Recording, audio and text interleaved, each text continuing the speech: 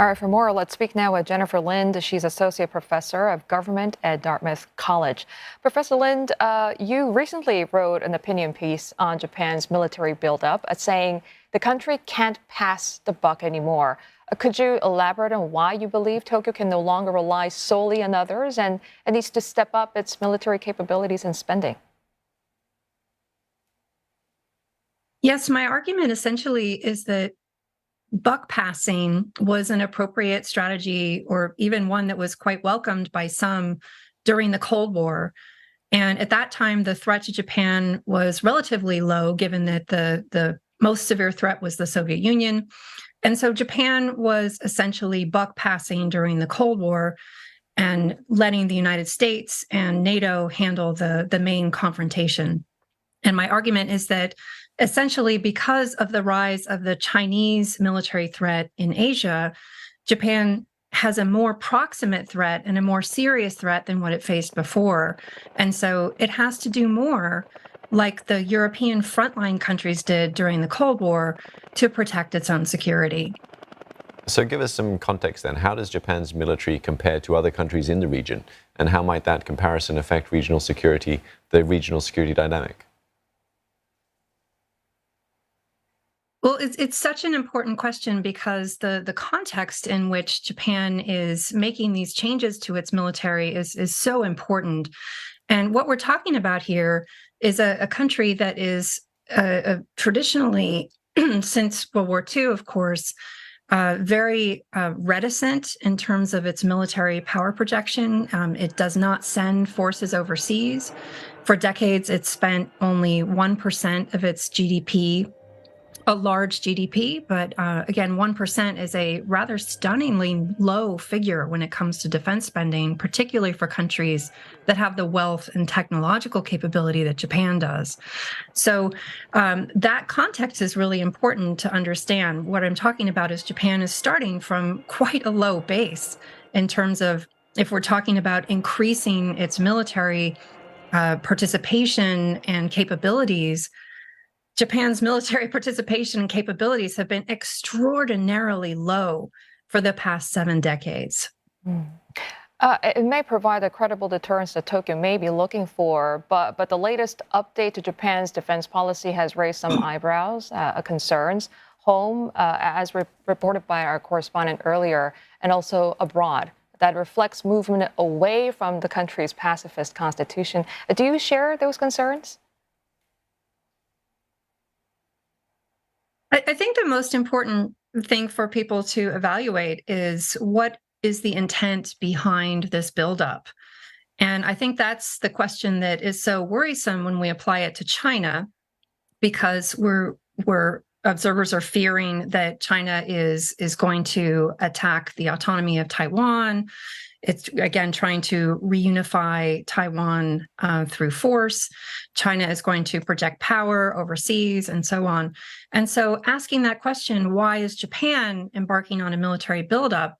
I think it's very clear that Japan is doing this out of a defensive motivation. China's military spending has increased significantly over the past few decades, actually tenfold. And so we're seeing a tremendous increase in Chinese military power. And that's what Japan is reacting to. And so that's the first point, is that this is a reaction, not the burst of some sort of desire for Japan to embark on conquest overseas. And so what are then the potential risks and benefits of Japan developing a more assertive military posture, particularly in its surrounding islands, as we heard our correspondent describe, and in the context of its relationship with China? Well, I think the Japanese and the Americans with whom Japan partners very closely, they would say that the more that Japan does militarily, the better the deterrent that this will have against China. And Japan is very worried about Chinese efforts to do incursions on these islands, such as the one referenced in your story, such as the Senkaku Diaoyu Islands. Senkaku is the name to the Japanese, Diaoyu to the Chinese. And there's been so many military incursions there, the Japanese are quite worried about China's intentions toward those islands as well as other pieces of Japanese territory. And so the argument here is that with a more robust defense posture, Japan can actually increase its deterrent, making the use of force less likely by China and peace more likely in Asia. And Professor, if, as you say, Japan is to step up and play a more definitive military role in the region, what more can we expect in terms of Tokyo's efforts to bolster its military capabilities in the near future? And is it agile enough to scale up to meet the demand? Well, this is a great question. And the first thing to ask is, okay, we've heard the promise, the statement from Tokyo, from the Kishida government saying Japan is going to increase its defense spending to a pretty remarkable degree in terms of measuring this historically to Japan's previous level of effort. So then the question is, well, are they actually going to follow through on that? Because we see lots of countries around the world have made promises to increase defense spending and have not fulfilled those promises. America's NATO allies, many of them are a good example of this, including the recent announcement by Germany that it was going to increase its military spending and has not yet done that. So the first question is, will Japan actually increase its military spending? And then the next question is, what is it going to spend that money on?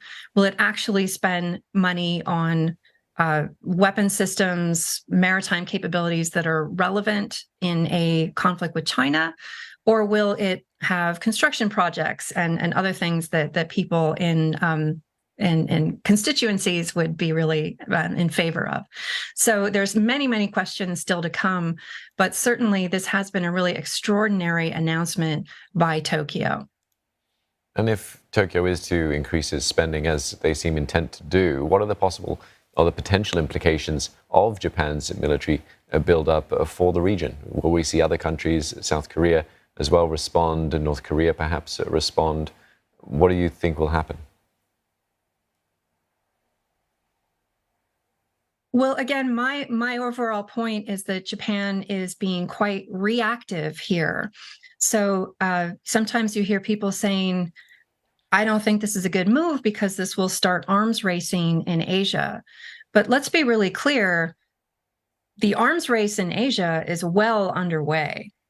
And China has been arming itself significantly over the past few decades. Again, a tenfold increase in military spending. Now China has the world's largest Coast Guard, the world's largest Navy in terms of the number of vessels. And so we've already seen a transformation of the balance of power in Asia. And so this is something that Japan views and has decided this is not safe for our security. So Japan, like other nations in the region, is reacting to this astonishing change in the balance of power in Asia. I appreciate your perspective, Professor. Thank you very much for your time as well. We've been speaking with Jennifer Lind, Associate Professor of Government at Dartmouth College.